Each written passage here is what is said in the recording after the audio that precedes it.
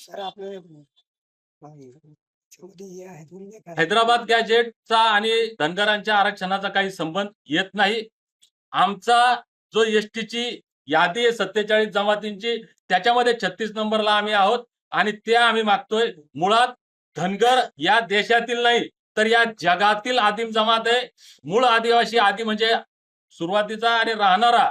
तर या जगात माणसाचा उत्क्रांतीमध्ये पहिला व्यवसाय जो होता हा पशुपालनाचा होता आणि ते पशुपालन करणारे आजचे धनगर आहेत. म्हणजे आम्ही आदिवासी आहोत, आदिम आहोत हे सिद्ध करण्याची किंवा दाखवण्याची गरज नाही. म्हणूनच बाबासाहेबांनी आम्हाला त्या एसटीच्या अनुसूचित जमातींच्या यादीमध्ये 36 नंबरला टाकलंय आणि त्या यादीनुसार आम्ही 36 नंबरला आहोत. ते द्यावं, त्याची अंमलबजावणी करावी ही आमची मागणी आहे. जालना ते मुंबई अंतर आपण कसं कापणार?